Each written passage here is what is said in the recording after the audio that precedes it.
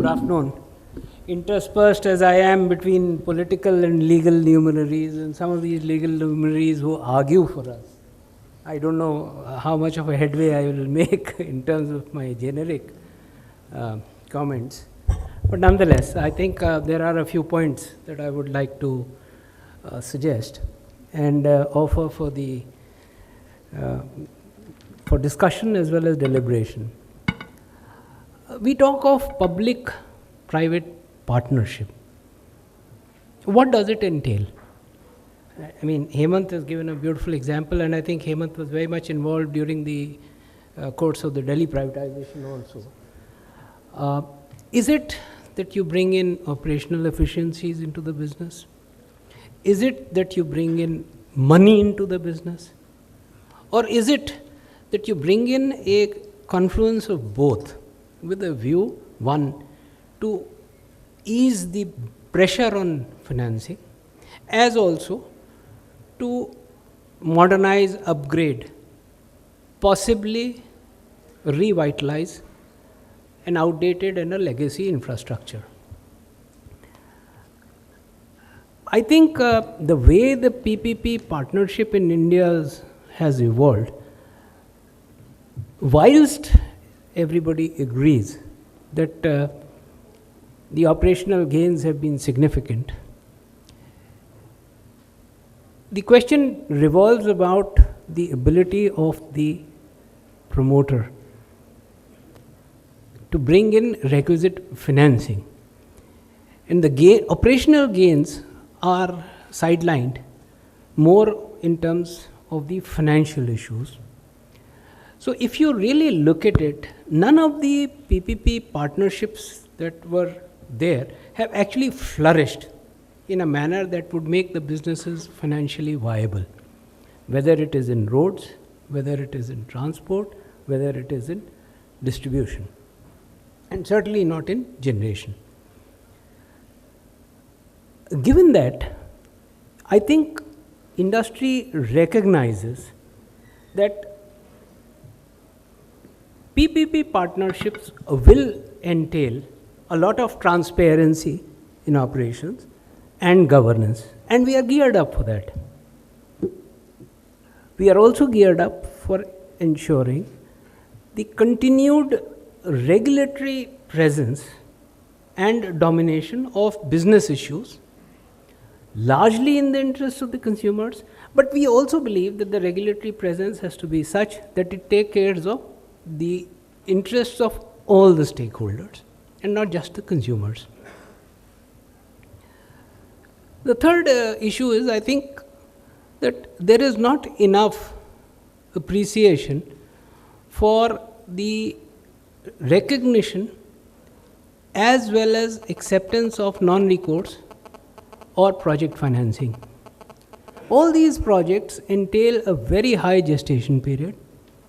The process of approvals, for instance, Hemant talked about transmission projects, environmental clearances, etc., take a huge amount of time. And projects could well run into many years before they actually see completion, leave alone the generation of revenues.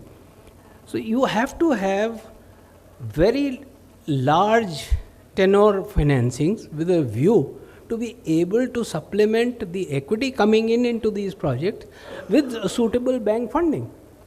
And I don't think there is enough appreciation of that. There has to be an equitable share arrangement open to public scrutiny. Nobody denies that. But that brings in the role of the regulator versus, as Sanjay put it, CAG. On the one hand, we have regulators who are diligently going through the records with a view to determine what is appropriate, what is correct, and what should be allowed. And 10 years later, along comes the body named a CAG and says, look, I need to audit all your accounts. Good enough, you please audit them. I'm sorry, this is a matter that is sub judice, so I won't say more on this, except that there is a public debate on this, as to what is the role of the regulator vis-a-vis the CAG.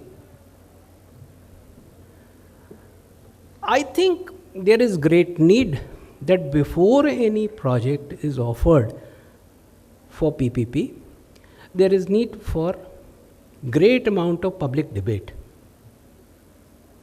as to what should be the contours of what is offered, and if there are changes in the assumptions, how will these be dealt with? We are looking at Mundra, we are looking at Sasan, we are looking at many issues related to coal. The dimensions have changed because of regulation, because of changes in law, and these affect the project substantially.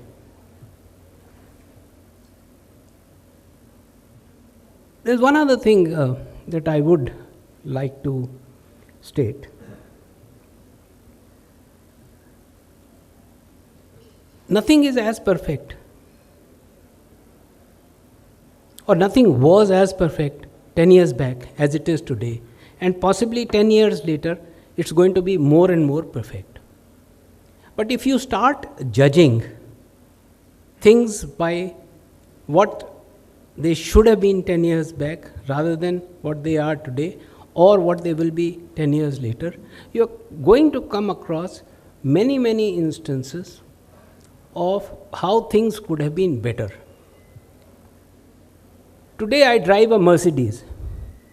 10 years back I drove an Esteem. But today I can't say that my Esteem should have been the same features as that of the Mercedes. But yet that is the yardstick by which we judge what happened in the past. Were it not for the change in the revenue share arrangement in telecoms, for instance, from the licensing regime, there would not have been the kind of growth that we have seen in the telecom world.